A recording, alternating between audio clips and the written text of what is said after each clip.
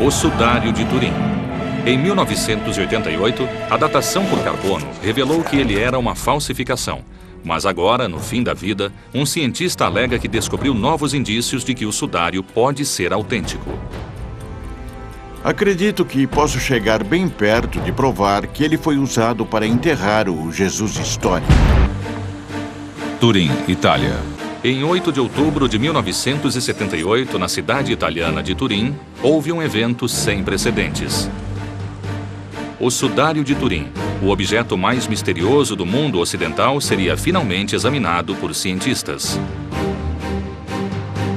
Durante 120 horas, o PPST, Projeto de Pesquisa do Sudário de Turim, faria milhares de testes no pedaço sagrado de linho de 4 metros e 26 centímetros de comprimento, que muitos acreditam ter sido a mortalha de Jesus Cristo. Abrimos a caixa de Pandora e criamos toda uma série de novas perguntas. Muitos temiam que as suas descobertas pudessem abalar as estruturas do cristianismo. Um dos principais membros da equipe do PPST era Ray Rogers, químico altamente respeitado do Laboratório Nacional de Los Alamos. Rogers era partidário da ciência, não da religião. No entanto, ele ficou absolutamente fascinado pelo sudário. Para ele, era um grande mistério, esperando para ser revelado.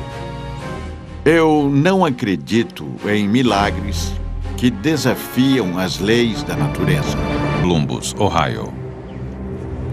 Sue Benford e seu marido Joe Marino estão entre os que acreditam que o sudário é autêntico.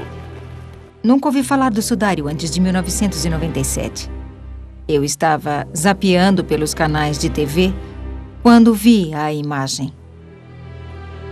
E senti alguma coisa, uma certeza de que aquele era o rosto de Jesus. Benford diz que essa visão foi a inspiração para que eles encontrassem provas de que a datação por carbono estava errada. Ambos reconhecem que não são cientistas e que não têm formação ou credenciais científicas. Sue administra uma pequena organização sem fins lucrativos que defende um tratamento humanitário para os animais usados em pesquisas científicas. Joe trabalha na biblioteca da Universidade Estadual de Ohio e, no entanto, eles podem ter descoberto uma pista que irá finalmente solucionar o mistério. Veja aqui. Em nenhum outro lugar aparece este verde definitivo, intencional. Trabalhando em casa, com fotos tiradas pelo PPST em 1978, Sue percebeu algo estranho sobre o local de onde foram retiradas as amostras para a datação por carbono. O padrão da trama em zigue-zague, que é consistente em todo o corpo principal do sudário, parece desalinhado fora do eixo. Nossa teoria é de que existe uma mistura de tecido do século XVI e de tecido do século I. Os dados que estamos encontrando no tecido combinam com essa teoria. Sue e Joe argumentam que a datação por carbono está errada porque o pedaço de onde as amostras foram retiradas está contaminado com fibras de uma data mais recente. Segundo esta teoria, algodão do século XVI teria sido tecido de forma invisível entre as fibras de linho do sudário. Um fixador foi aplicado na área remendada e o reparo foi tingido com habilidade para ficar invisível a olho nu. É uma arte que, segundo eles, chama-se retecelagem francesa. Este tipo de retecelagem francesa é mais do que costurar dois materiais juntos. Porque aí você teria tudo de um e tudo do outro. É mais assim. As pontas são desfiadas no tecido principal e são desfiadas no remendo. Eles são entrançados. Os fios são ligados e entremeados e ficam entretecidos de tal forma que você tem tanto o velho como o novo dos dois lados da peça. Eu ouvi tudo aquilo com ceticismo, mas eles haviam usado fotografias que estavam disponíveis das amostras, tiradas para datação por carbono. E elas foram submetidas a vários especialistas em tecelagem que não sabiam que estavam olhando para uma foto do sudário. E todos esses especialistas, independentemente uns dos outros, disseram: sabe, isso aqui parece retecido. As amostras colhidas para a datação por carbono foram retiradas de um canto do sudário, próximo a uma costura. Era uma área de onde alguém parecia haver cortado um pedaço, talvez para vender como relíquia. Portanto, teria de ser reparada. E quando as amostras para o carbono 14 foram tiradas, deve ter ocorrido a mistura dos dois lados. E a menos que você examinasse individualmente cada fio, não conseguiria determinar século I ou século XVI. O resultado seria, sabe o quê? Algo entre 1200 e 1400. Su procurou anomalias estatísticas nos resultados de datação por carbono que confirmassem a mistura de fios novos e velhos. O que ela descobriu foi um padrão incrível que não poderia ser explicado como coincidência. Analisando os dados que não foram divulgados, a Universidade do Arizona constatou a data mais antiga como sendo 1238 e a mais recente 1430. E a gente pensa, por que essa diferença de 200 anos no laboratório deles? Talvez porque eles tenham um material dos dois lados. Não sabemos com certeza e eles não confirmaram, mas é interessante. Oxford tem a segunda data mais antiga e o pedaço analisado ficava mais próximo da área com mais material do século I. Zurique ficou no meio e adivinha o quê? Ficaram com o pedaço do meio e as datas do meio. Em 2000, Su e Joe apresentaram um ensaio em Orvieto, na Itália, detalhando a sua teoria de que algodão medieval teria sido usado no canto danificado do sudário. Como era de se esperar, ela foi imediatamente descartada pela comunidade científica. Rogers ficou surpreso com o que descobriu no seu laboratório.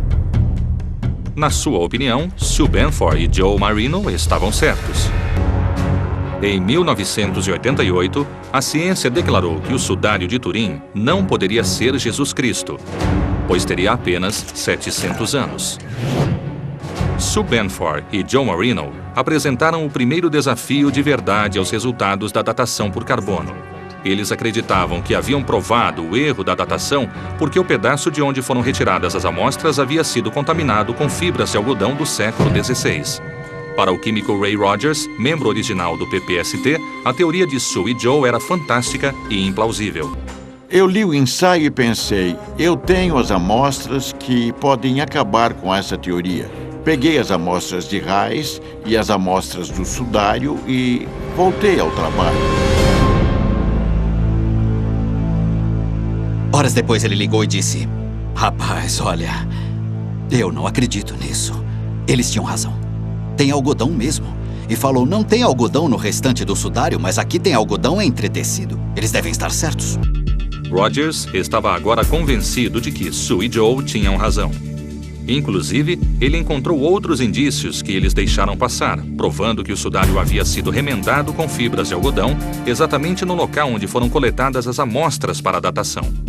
Se você olhar uma área onde o segmento de fio do sudário original foi entrelaçado na parte nova e retecida, o entrelaçamento mostra claramente o fio novo que foi colocado e tingido para igualar. A única coisa tingida ou manchada no sudário é a área da datação. Portanto, a minha hipótese no momento é que isso foi feito de propósito para enganar os olhos. Minha conclusão é que aquela área foi remendada, e isso foi feito por alguém com grande habilidade e com materiais diferentes do originalmente usado no sudário. Em 2005, apenas 5 semanas antes de perder a luta contra o câncer, Rogers publicou o último trabalho de sua brilhante carreira. Ele não questionou o método científico dos laboratórios que fizeram a datação. Inclusive, acreditava que eles foram precisos. E, no entanto, analisando os fios do canto de onde foram retiradas as amostras para a datação, foi exatamente isso que ele encontrou: tintas, gomas, resinas. Sinais de que aquela área havia sido remendada séculos atrás. Bob Villarreal foi colega de Rogers no Laboratório Nacional de Los Alamos.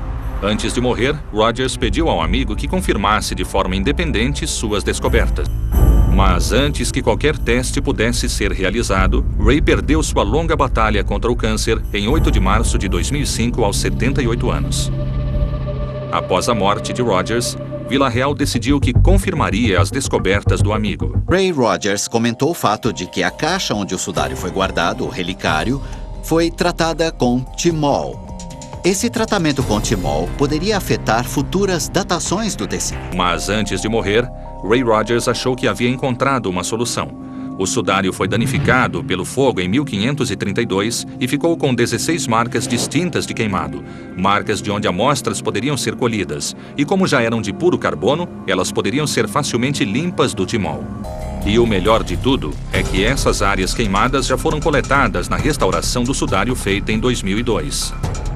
Em 2002, retiraram o fogo, removeram todos os remendos, como esta área queimada aqui. Os pedaços queimados foram cortados à volta dos buracos queimados e foram guardados. É material excelente para carbono 14, pode ser datado. Esses restos carbonizados podem conter a chave para finalmente solucionar o mistério do sudário de Turim.